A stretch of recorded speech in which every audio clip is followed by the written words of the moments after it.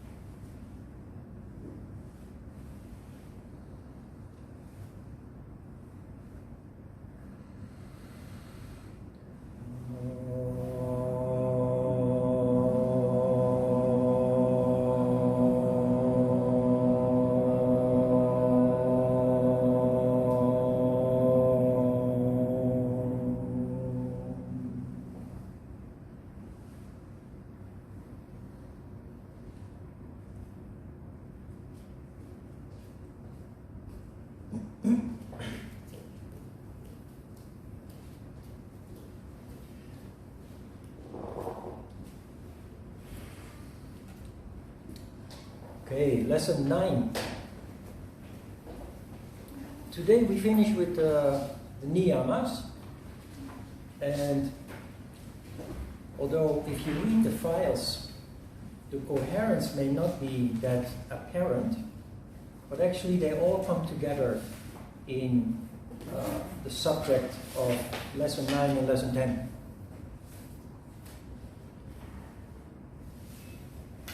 Svadhyaya is self-study, a self with a capital S. Now, self-study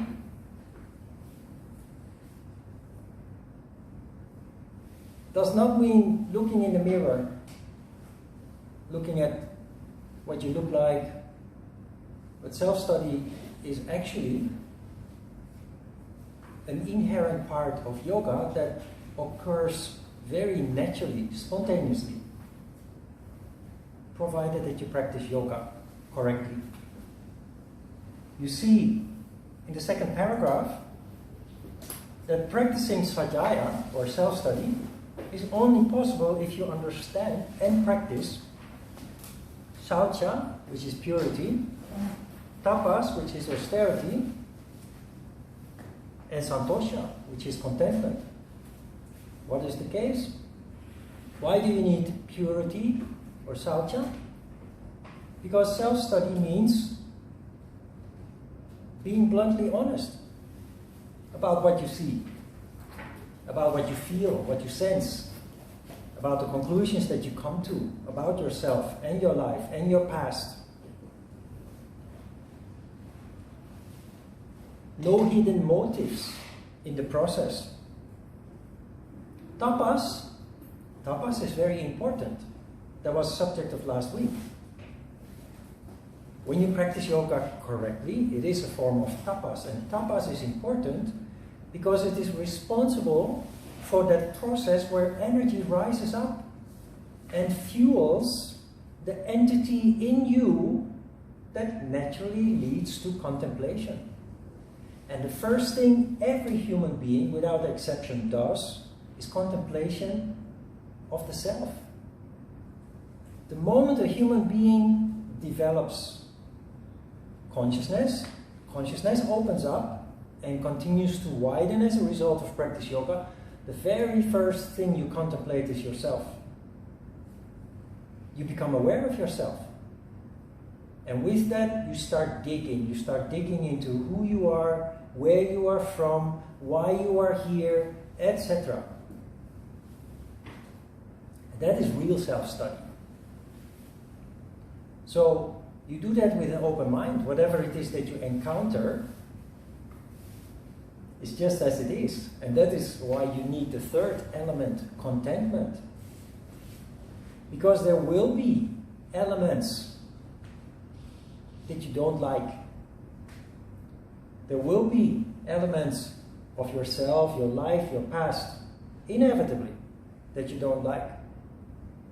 So then it is important that you practice contentment, that you see the positive side of all that you realize, all that you start becoming aware of. Because everything, no matter how negative it looks on the surface, always has a positive, always leads to a positive. But only if you want to see it. So you have to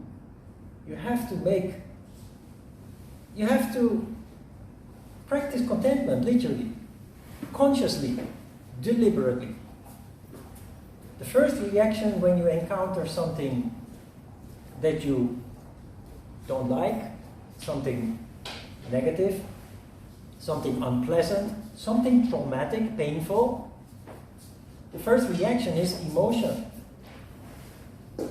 And as a result of ego, which we haven't deeply discussed yet, but we will in a week or two when we talk about Manipura Chakra, but it will come to the surface many times anyway, ego. But because of ego, we tend to attach to our emotions.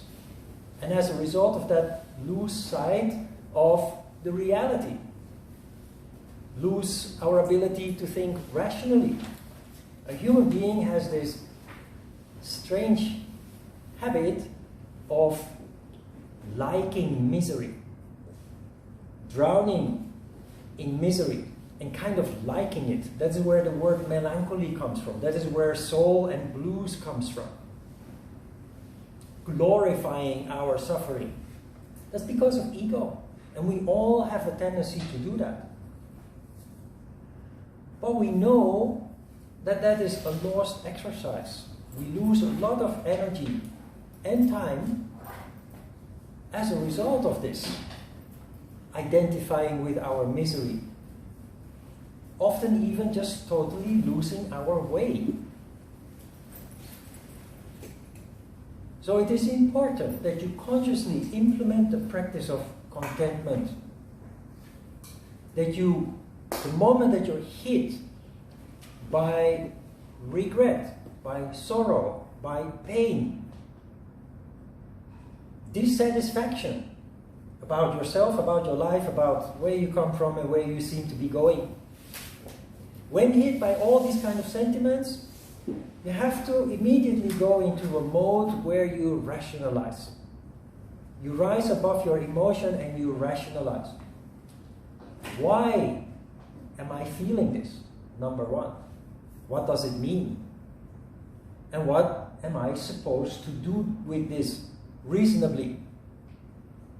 If I'm not supposed to be drowning in it and indulging myself in it, then what am I supposed to learn from this? If you have the ability to do this, and it's something that you learn with practice, practice makes perfect, every negative always turns into a positive. The most wonderful qualities will manifest in you. Qualities you didn't even realize you possessed will manifest in you as a result of this ability.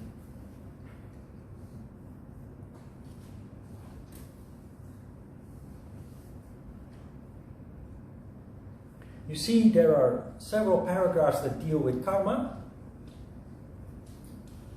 And this is real self-study, that is becoming aware of your karma. What is karma? Karma is an accumulation of all your experiences in this life.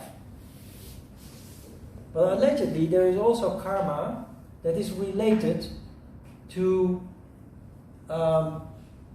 your history, that goes far beyond your age. You carry information with you. There is a universal consciousness where you carry information with you that goes back generations. And you're not aware of this. There are yogis who claim to be aware of it, and they come with stories about conquering, I know yogis who claim to be Alexander the Great in a previous life, or Napoleon, and many yogis do that. But that's not how remembering previous lives work. It is a very subtle feeling that goes very deep. It's very difficult also to rationalize. I have a feeling about my past. It was very difficult to rationalize and explain that. But it determines who you are today. It determines why you are, why you do what you do, why you are what you are. So that's a bit complicated. But from the moment you were born, everything you experienced is mostly subconsciously stored in your memory. And it determines how you act. It determines how you react. It is the reason why, in a given situation, I react differently than you do. And you react differently than the person sitting next to you does. Why do you react differently? Because you are conditioned differently. Conditioned by what? By everything that you experienced since you were born. That is karma. But karma, there is essential karma, which is your core, and there is a lot of superficial karma, which is the sum of all that you have been conditioned based on your education, based on your upbringing, based on your culture. Dutch people have a different character than Korean people, or American people, or Russian people. Because there is an underground, there is a foundation of which we call culture, that for at least some part shapes you and determines how you behave. So when you purify, as we call it, as a result of your self-study, which means that you become more and more aware of yourself and your characteristics and your past, you little by little discard of all the superficial karma. In the end, what remains, that is your essential karma. That is your core, and that is what you are left to work with. Now it sounds all a little bit complicated, but let me give you a picture of what it looks like. Karma is like a forest. So just imagine that you go up the mountain, and from the top of the mountain you look down and you see this huge sea of green in front of you, a forest, which is your karma. You don't see anything in particular. You just see a sea of green. That is the condition of the ignorant human being. That is the condition of the human being that has not yet an awakened condition, a condition that has opened up. Within that sea of green, there are a couple of redwoods. Redwoods are these huge trees with a huge circumference, becoming almost as tall as the 63 building here in Yoido. The real name of sequoias is redwoods. Sequoia, the Latin name of the redwoods is sequoia. In this sea of green, there are a couple of sequoias. Those sequoias are your essential karma, your core, your true characteristics. But you don't see them. In practical terms, as a human being, it means they are not manifesting. It's there, But there is so much pollution around that you don't see the core. The core doesn't manifest because it's overshadowed by so much growth in the surroundings.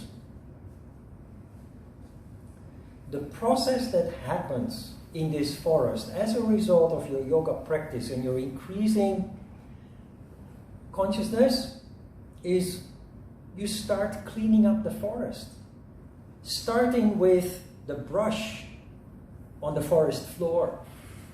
You clean up the brush, the weeds, the bushes.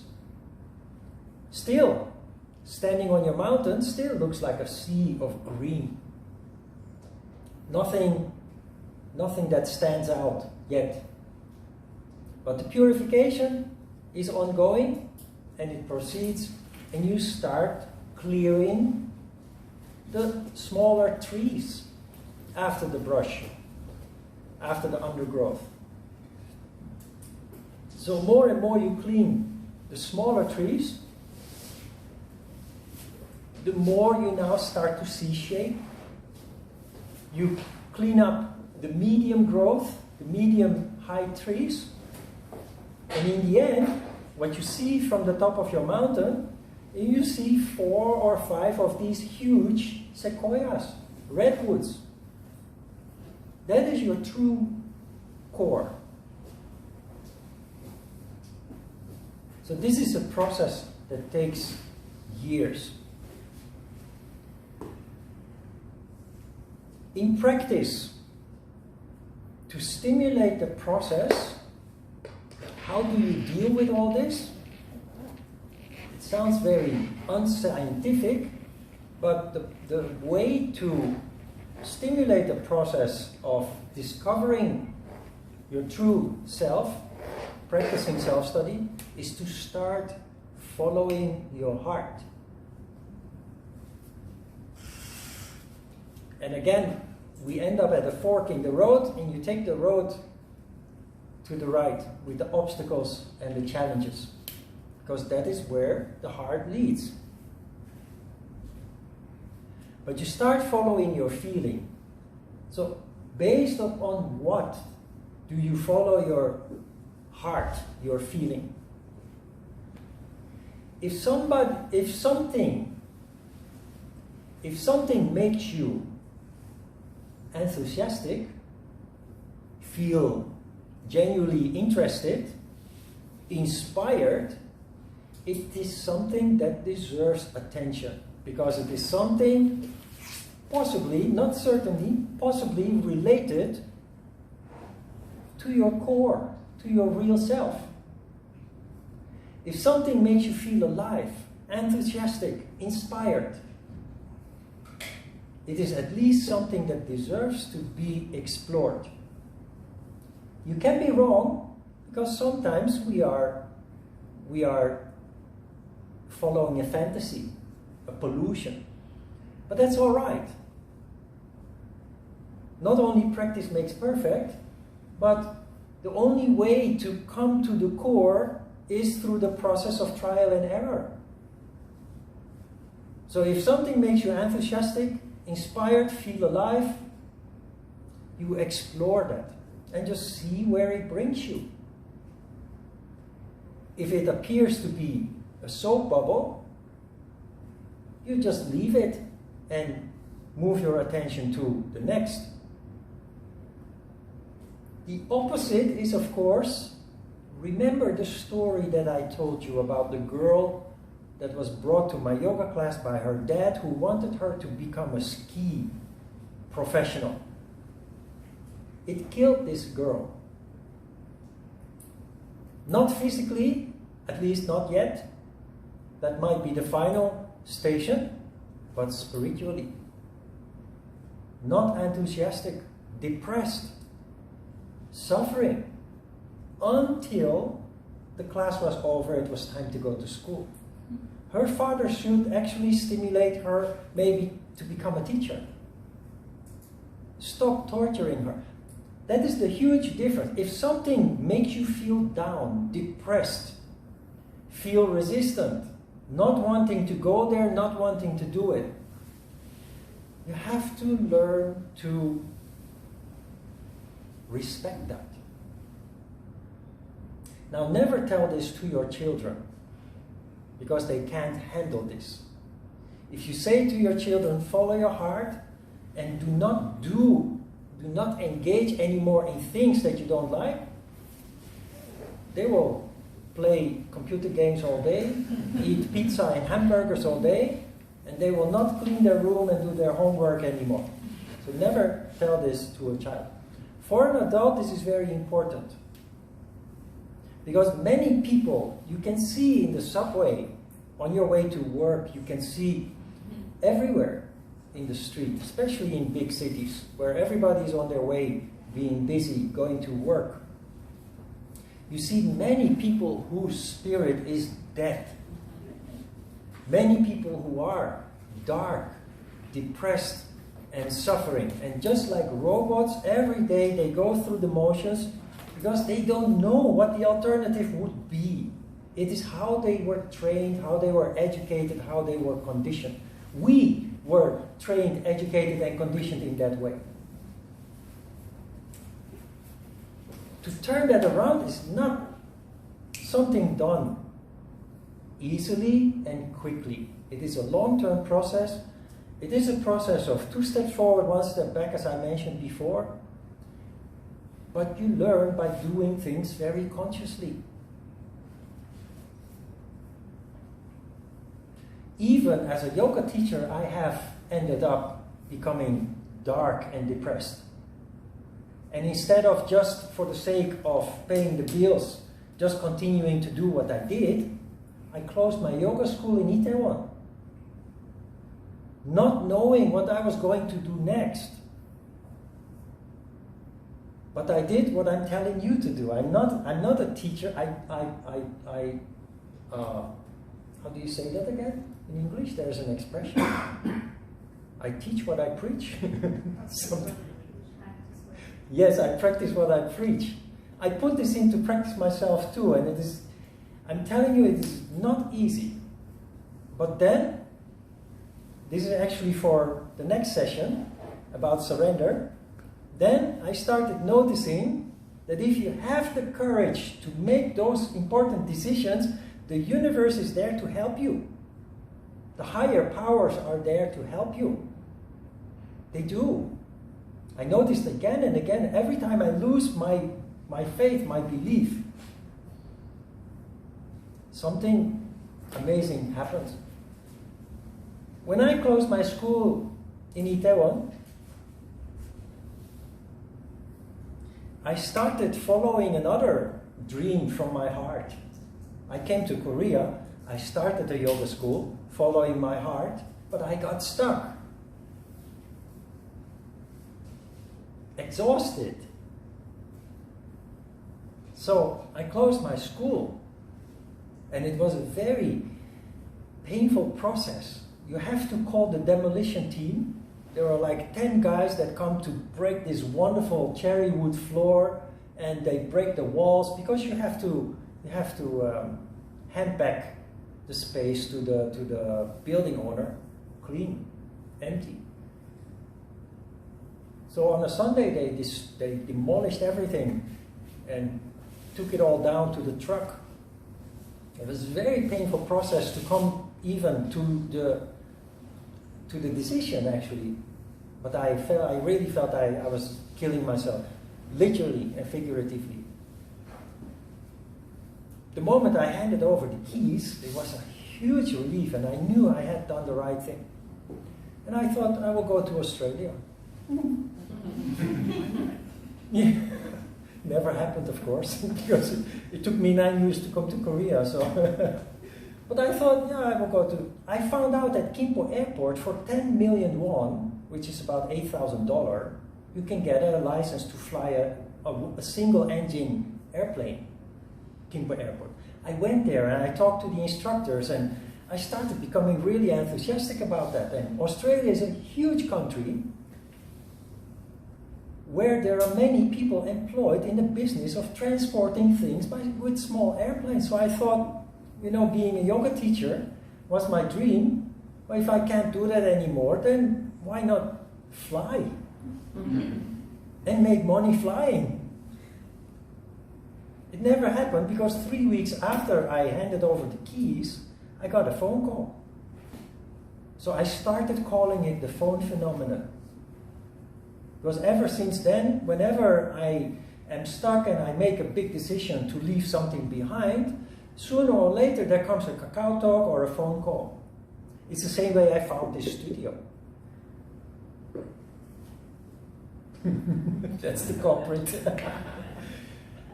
The phone rang and somebody, hey Ron, I read an interview in the magazine, and I'm going to open the biggest gym in Korea, and I want you to run the yoga department. And I said, no, I'm not interested. Did I tell you this story already? No. I said, no, I'm not interested. I just closed my school and not interested. So he called me again a week later or so, and he said, hey Ron, let's have a cup of coffee. I want to talk with you. So I said, I'm not interested, you know. Yeah, just come and let's have a cup of coffee. So I went to Apgujeong and I met him there. And another big gym at that time, California Fitness. Huge scandal surrounding that gym later on, after he left. But, you know, I had nothing to do and I just followed my feelings, so I did meet him anyway. And he was a really nice guy, actually. Typical businessman, so smooth, you know, smooth talker and what have you. Painting a very wonderful picture for me, like I'm going to do this for you and I'm going to do that for you. So, you know, honestly, I'm not interested. But while I was driving home from Apgujeong to Mokdong over the highway, the phone rang and he said, hey Ron, thanks for coming here. Let's meet again next week. So I said, Ray, I'm not interested. Yeah, just come. I want to talk with you again. There is more I need to tell you. So, okay. So next week I went again. And when I left after the coffee and the talk, I said, I'm not interested. So I went home, and then a week or two later, he called me again. And he said, Ron, where are you at? That's his way of saying, where are you? Ron, where are you at? So I said, I'm at home in Mokdong. So he said, can you come to Yoido? I'm going to show you your studio. You will get 2 studios. So I said, okay. So I went there, and it was still under construction. But he showed me that one studio was as big as this one, a little bit longer. He said, this one is for the members. So you manage our program. And that one, which was 2/3 the size of this one, he said, that one you can use for yourself, your own teaching master program, what have you. So just run our program and do your own program there. And then I started becoming enthusiastic. So I had my programs there for 8 years. You said that Yuksam building? Yeah. Next to Yuksam building. Yeah. There's a building called River Tower. The Magic Pond brand is still written very big on the front. And I live across the street, so it's very convenient. Just a 100-meter walk and I would be where I teach. Anyway, 8 years. Then 2 years ago, I felt I was stuck again. Because after 8 years there, end of 2015, I couldn't continue there anymore. They had sold the building and the gym separately. The building was sold several times already. They're just speculating with money. They're not interested in fitness or yoga.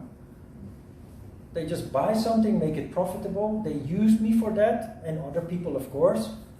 The owner changed already 3 times over. And I was the only one left after 8 years of the original people working there, because I didn't want to leave. I wanted to stay there as long as I could stretch it. All the other people had left. So after 2015, I went to Gwanghwamun for a year. Didn't work out. It physically broke me actually, because they demanded that I teach 3 classes a day, every day of the week. And Saturday, Sunday, I had my basic course and advanced course, so 7 days a week. That was not a clever thing to do. After a year, I was contacted by Korea Yoga Federation, so I thought, yeah, the universe is at work again. Korea Yoga Federation wanted to work with me. But they are full of nonsense, full of lies, So there I was gone in 6 months. And it only lasted 6 months because that's the time that I need to finish the course. So I moved to another place, and there just like here, I just rented the studio, and I was independent, and it was a huge relief. But then I got stuck. I just felt I'm not going anywhere anymore, and my dog was getting really old and died in the middle also.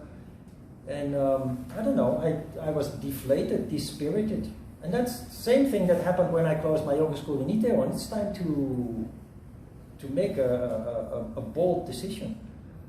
And Artina knows because she came actually to my information workshop, and she registered for the course, but I sent email to everybody who registered that I am not going to do the course. I didn't explain why, of course, like I'm doing now. I just said something like there are not enough people who registered, or so was that my excuse, or? Yeah, I just needed the break. I really needed a break, desperately needed a break. And I took a break for a year, which was actually, in spite of the fact I really needed it, it was super scary. Because I'm this stupid foreigner who I gave up my Dutch nationality. I can't go back, even if I wanted to. I'm a tourist if I go back to the Netherlands. And I started really getting a midlife crisis there.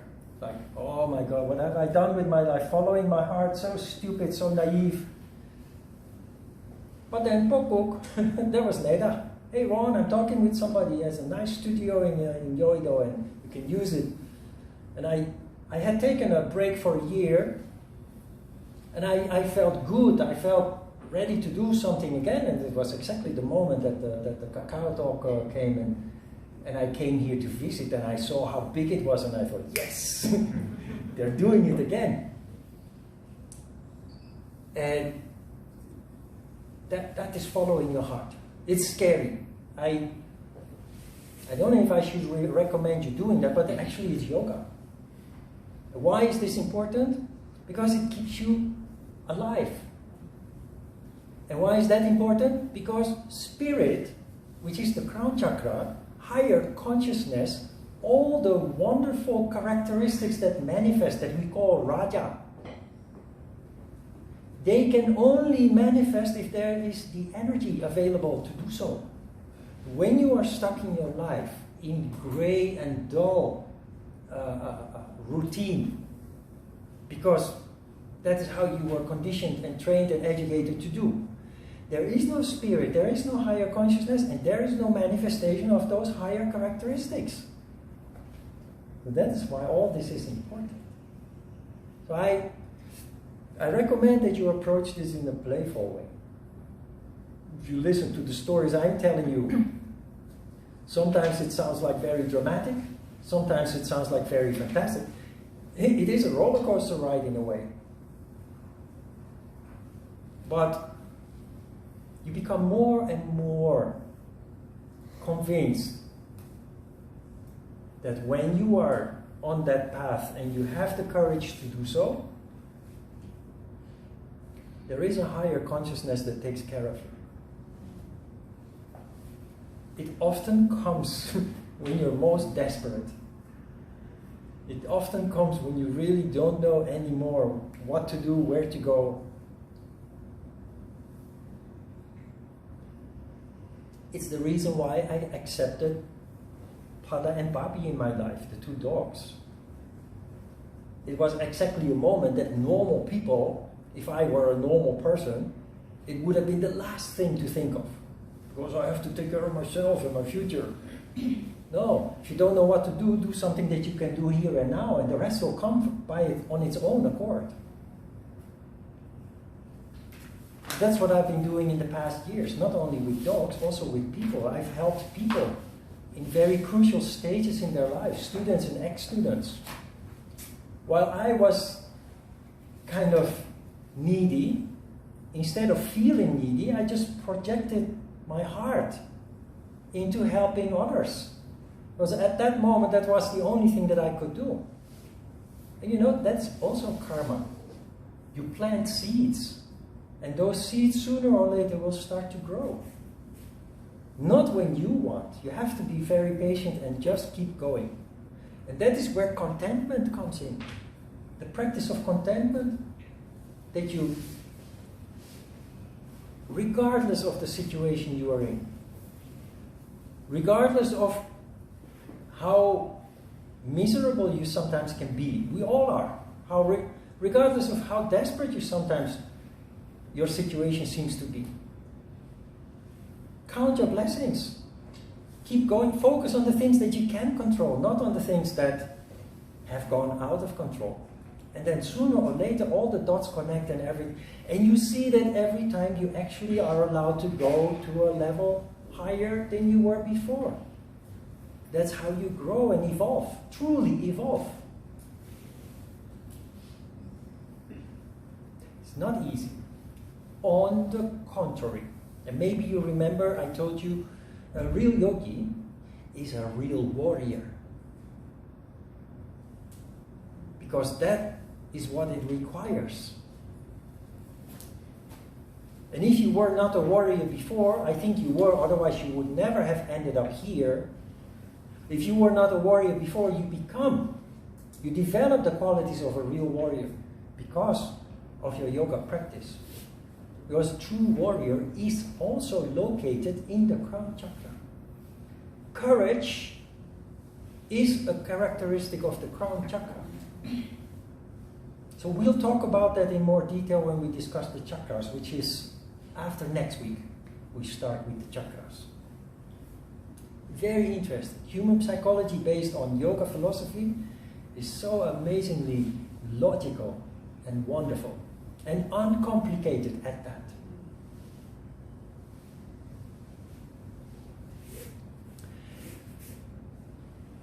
And self-study, eventually ending up with you connecting with these few pieces of essential karma that remain, having undone, having discarded of all the superficially acquired karma, the identifications, the conditioning, etc. These few pieces of essential karma, that is the only thing that matters in life, the only thing that counts in life. And that is why in the eyes of other people, you end up becoming a very boring yogi. You're not interested anymore in adventure. You're not interested anymore in boozing, going out Friday, Saturday night, traveling, unless essential. But just for pleasure, pleasure doesn't matter anymore. Pleasure loses its importance. It becomes a distraction. You will start to notice that the things that you have enjoyed until the point that you started practicing yoga, until the point that you started transforming, instead of enjoyable, they become distracting, exhausting. Only thing that fires you up, that stimulates you, that motivates you, is those things that are related to your essential karma.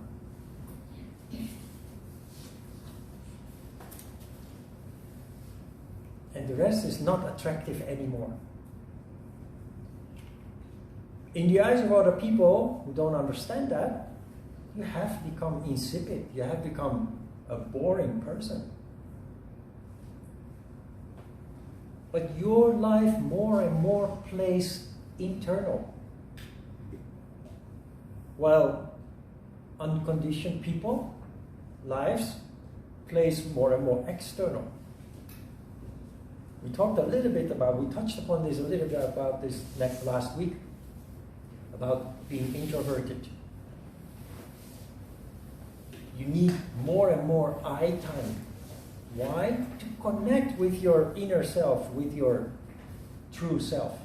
You can't hear yourself thinking anymore when you're in situations that distract you, that are not essential to your karma. So in a very natural way, you will slowly but certainly steer in a direction where you're only busy with these redwoods, these sequoias. Sometimes, or often in the beginning, you take a wrong road. Sometimes there is a division, there is a distraction. You learn from that. You just go where you feel attracted, and if it turns out distracting or disturbing or painful even, well, there is a wise lesson there to be learned. Especially when you're still relatively young and you're used to meeting friends Friday, Saturday. You go out, you have a nice meal, music, dance, drink. And you enjoy that until the time comes that you go and you think, what the hell am I doing here? I'd rather be home with a book or watching something on Netflix or just wanting to be alone. In the beginning, you don't fully understand that, and your friends call you and say, hey, come on, let's, and you say, like, you know what, I'd rather stay home. And your friends say, hey, what's wrong with you? Boring. And okay, because you're not fully understanding it yourself yet, it's in the beginning often a subconscious process. You go to please yourself and to please your friends, and you think, oh my God, I'm getting old. That's why I'm like this. And so you force yourself to go anyway.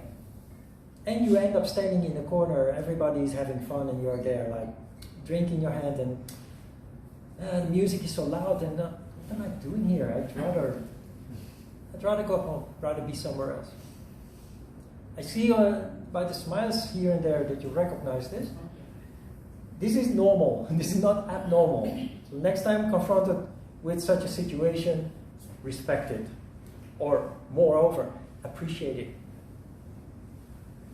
Because you will more and more need that space for yourself, that time and room for yourself. It's indication that you are indeed evolving, transforming. Good. Important remark.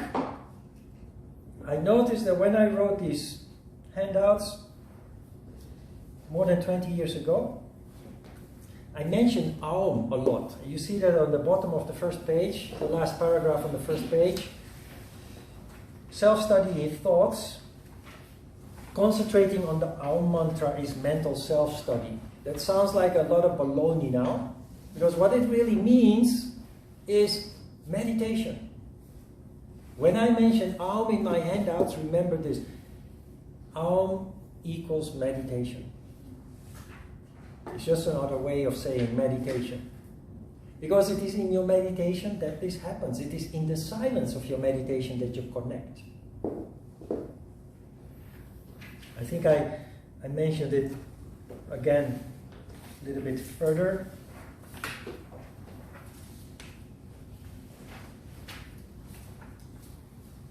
Or yes, on page 2, next to the second illustration, there is also something about Aum. Aum is meditation.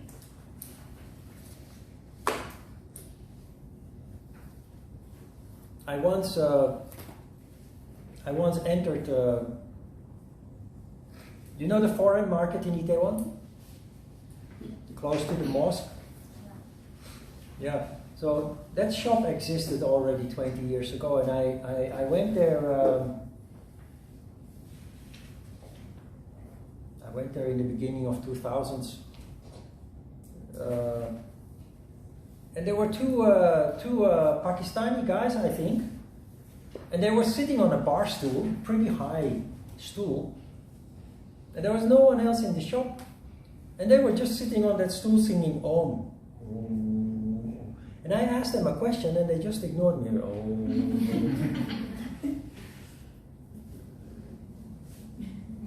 Maybe because of scriptures like this. Singing Om is nice, of course, to end a meditation, but it's not a meditation in itself if you just keep singing Om. It really means meditation. The reason why they ignored me is probably because that was at the time of the war in Iraq. So that was a clash between the West and the Muslim world, basically. So all Western people were not really liked by Muslim people. At the time I had a friend from Kashmir who was a very smart, clever businessman. He actually arranged for me to have to become a foreign investor and have therefore legalized my yoga teaching. Very smart guy. He could do 10 different kinds of businesses at the same time and be successful at it. But at that time, he would introduce me to business friends and who were all Muslims. He's from Kashmir, Muslim from Kashmir. And he would always introduce me like, this is Ron, and by the way, he's from the Netherlands. Because at that time, every white person was American and was hated. Things have changed a lot, of course, but yeah, interesting. Did I tell you about my visa? I didn't. This guy told me he will help me to do all the paperwork, and you know what he did? He said, he called me and he said, Ron, you have to go to Osaka tomorrow to extend your visa, and you have to go to the embassy and apply for some specific kind of visa that is in preparation for your business visa. Business visa at that time was D8. And if you have $50,000 invest in Korea, you get a D8 visa. I was a tourist for 2.5 years. Every 3 months, I went to Fukuoka and back in one day just to get a stamp in my passport.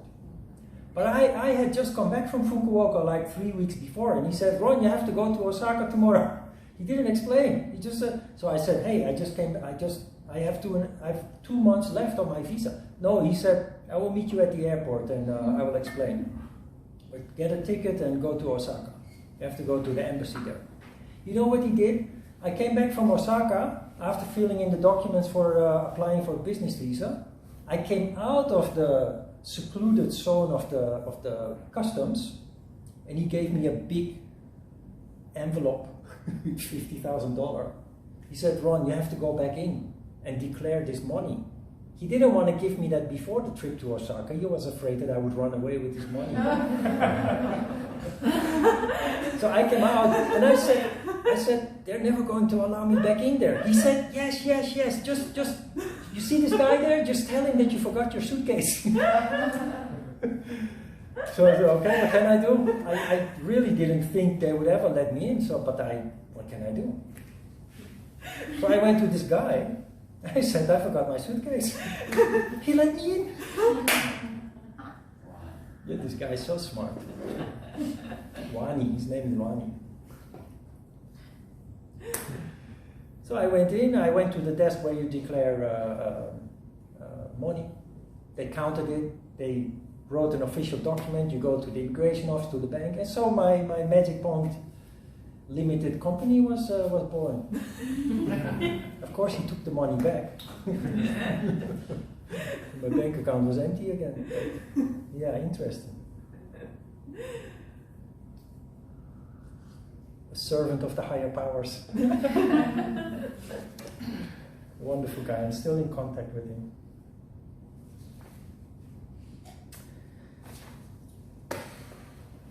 Following your own path, following your heart more and more in life, you will bump into people who don't agree with what you do. And those are often people that are closest to you. And they say, hey, why don't you just Why don't you just act normal? Why you always have to do things differently? Why you always have to go against the grain? Why you always have to... You know what eccentric means? You will become eccentric. Is that a good thing or a bad thing? It sounds negative, doesn't it? No, it's not. If you understand what it really means and why people seem to be eccentric, it's a good thing. Because what is a characteristic of being eccentric? A characteristic of being eccentric is doing things in your own way. Your own typical way, regardless of how the rest does it. And that shows that being eccentric means you do things mindfully. It means that when you do something, you practice purity, Svadhyaya. Remember what Svadhyaya means? Being consistent, consequent. You do things in a very typical way because to you it has a logic. I wash my dishes, I have 2 sponges. One to clean the surface and one to clean the dishes. Then I stack my plates and my cups and everything in a certain logical way. Logical to me. So you have a guest in your house, they use the sponge for the surface, they use it for the dishes, and everything is messed up where they put the plates and the... If you don't pay attention, you get angry. Don't ever do that. Because you cannot expect other people to think and function in the same way that you do. But that is when people say, you are eccentric. That's good. It's a badge of honor if people call you eccentric, and not a bad thing, not an insult. Because it shows that you do things in a very particular... You have actually thought about how to do it in a logical way, in a systematic way. That is really what eccentricity means. It's a little bit difficult here when you start more and more following your heart, your own way in life, and it is especially those people close to you who kind of are disturbed by that and worried, and you will end up with a conflict in the beginning that you need to deal with. Of course, respecting the yamas, non-violence, truthfulness, etc. But also stick to your guns. We live in Korea. In Korea there is a typical cultural thing that it is important that you consider what other people want and what other people think. And because of that, a lot of people are unhappy because they don't feel free to do what they really feel like doing. Because if they would, people would criticize them. They would even accuse them of being selfish. It's the opposite. In the Netherlands, if you do what you want to do, you're not being accused of being selfish. But in Korea, if you are choosing to do what you want to do, not considering the group, the family, the community, you're being accused of being selfish. Which means you have to just accept being gray, dark, depressed, dispirited for the sake of the community. So not easy, especially for Korean people, it's not easy to start following your heart. But it is a duty that you have to yourself and nobody else. Because if people tell me, you must do this and this and that, because that makes me happy, then my argument is, yes, but if I do that and that and that, I am not happy and you are not going to make me happy. So I'm the only one that is responsible for my happiness. Of course, within certain boundaries, I do not want to violate the yamas, the principles of non-violence, non-lying, non-stealing, just for my happiness. That would indeed be selfish. But I'm the only one responsible for my happiness. You're not going to make me happy, so you cannot ask me to make you happy by compromising what I want to do with my life. For me as a Dutch person, that's a lot easier than for a Korean person. I realize that very well. So you will have your own way to find your balance in that whole process. But remember this, in the end, those people that demand from you, they will not make you happy. They will even put more demands later on because you gave in.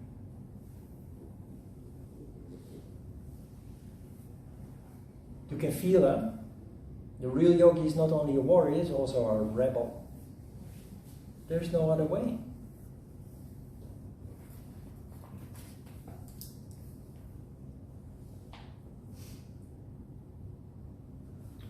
Good. One more thing.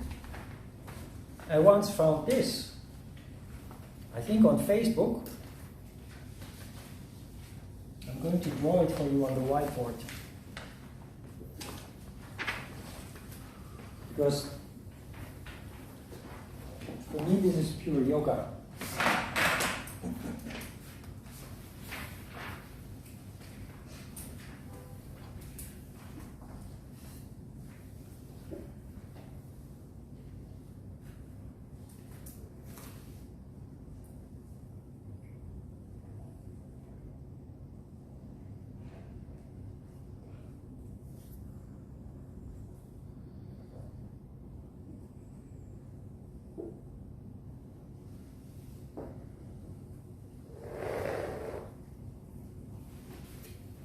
So this is you. Following your heart.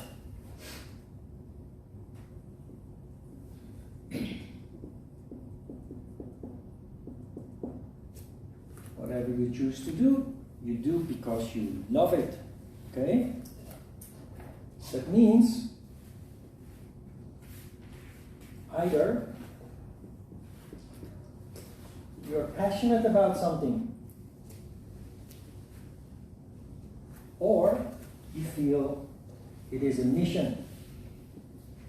I'm passionate about yoga. The dog's coming into my life, that is a mission.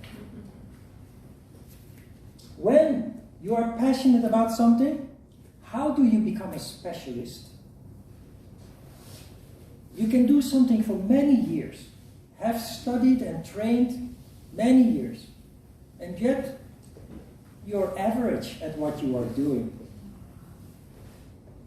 That is the reality of most professionals. But when you really love somebody, you become one with it. When you're really passionate about something, you fuse with it. What does it mean?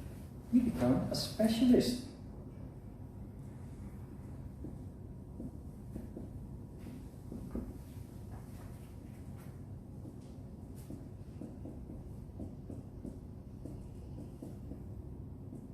You're great at it.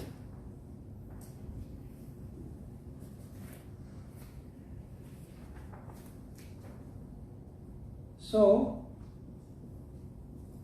by default,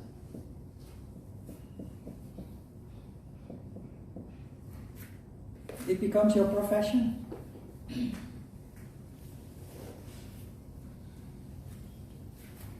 And when it becomes your profession,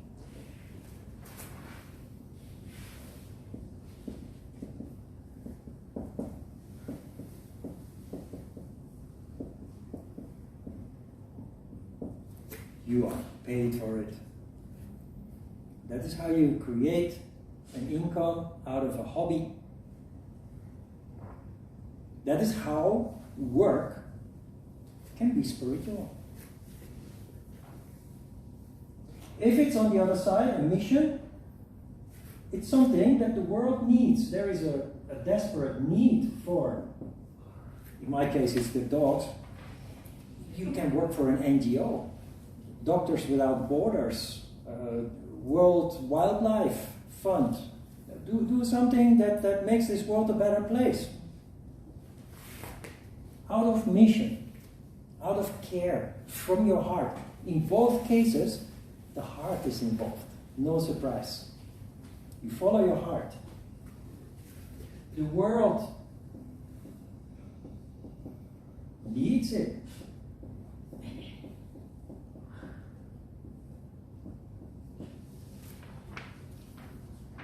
That is what we call vocation.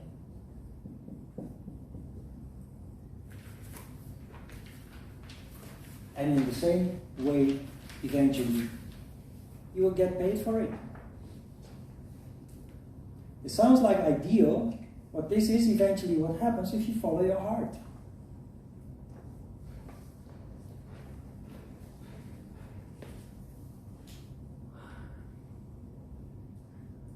I still have this somewhere in my computer, I think, so I'll post it on the Facebook group, the Magic Wand Teachers in Training Support Group. If you scroll down, it's somewhere there, but I'll post it again. Can you follow this a little bit?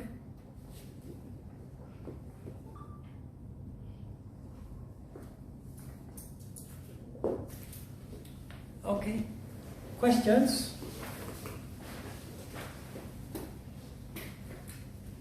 Oh, the title, by the way, the title of this graph is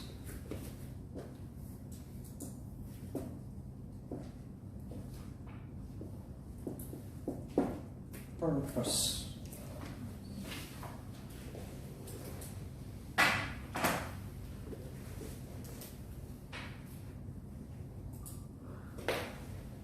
Okay.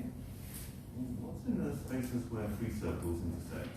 Say again? There's spaces where three of the different circles intersect, like for instance... Here? Yeah, there's four, like... Because they're overlapping. Yeah. Oh, right. Okay. There isn't like a special name for those, No. those overlapping spaces? No, but it's all overlapping. So the passion, mission, profession, and vocation are all converging to one point? Yeah, you can say so. But this is the process when you do something that you love, when you follow your heart. Let's say you are trained to be a doctor. Mm-hmm. Because that is just how your life unfolded. You went to elementary school, middle school. At some point you have to make a choice and you think, well, maybe I will study medicine. That seems to be interesting. Along the way you come to the conclusion that it's not really what you're looking for, but you don't know of an alternative. You don't want to waste your time, so you graduate. And then the natural thing to do is to find a job in that field. But you feel dispirited, you feel resistance going to work every day, you feel... That's a reality that many people are facing. Or have faced. I have, for sure.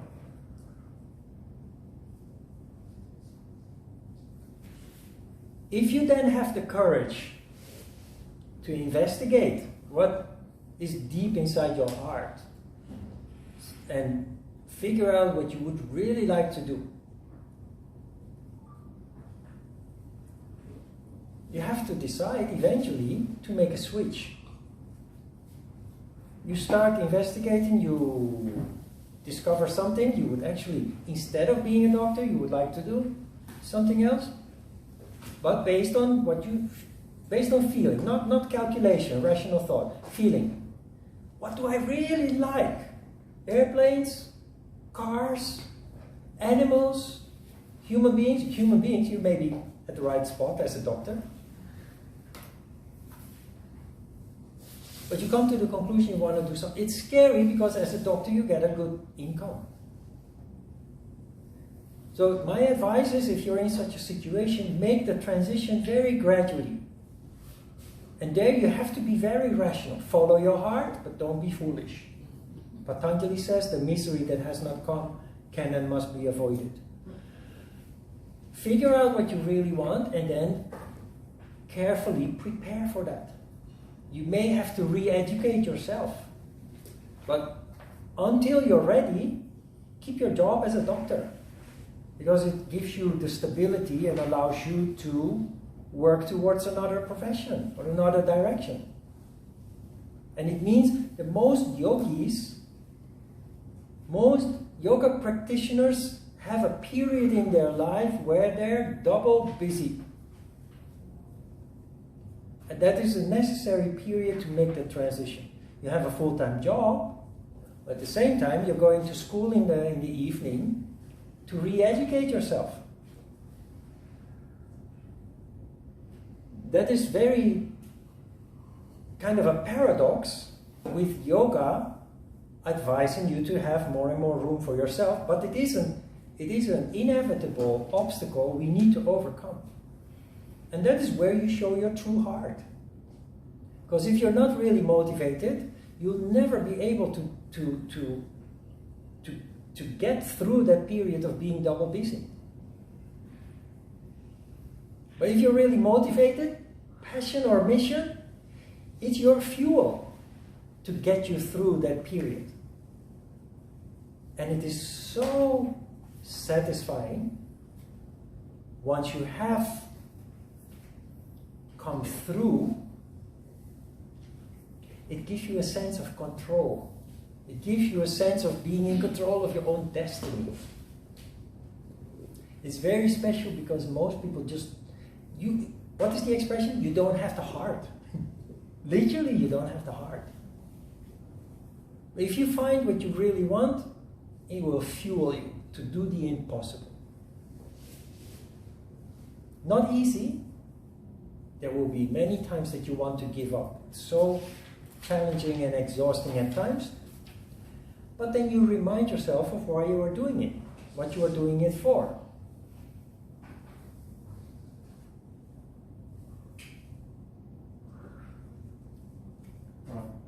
Yes? Is it on a certain order? I mean, for example, can you make it something that you're paid for it, but you don't love it now, but can you make it you love it later? Yes. Very interesting that you ask. I remember when I was studying with Ajita in the Netherlands, many of my fellow students were highly educated. There were doctors, architects, lawyers, and what have you. The usual way of people ending up in a profession is indeed by upbringing and then a certain trajectory in education, and one day they wake up being a lawyer or architect or whatever. Then they start practicing yoga and they discover a whole new dimension about their profession. The architect starts designing buildings that have zero carbon footprint. That is not only looking nice, but also takes care of the human beings that have to live in it or work in it. So design a building with solar panels on the roof, with special windows that convert sunlight into energy, with indoor gardens that create an atmosphere in which people are more productive but also more happy, etc. The lawyer starts doing more pro bono work, and instead of just focusing on making money as a lawyer, he starts actually caring for the people that need him, etc. So yes, that is very possible.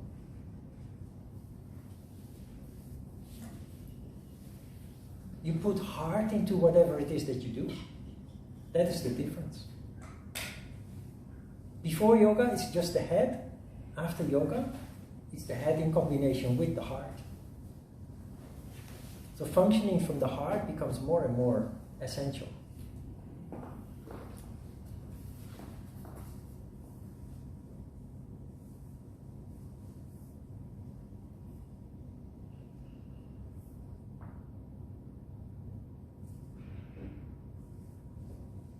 Okay, let's have a short break.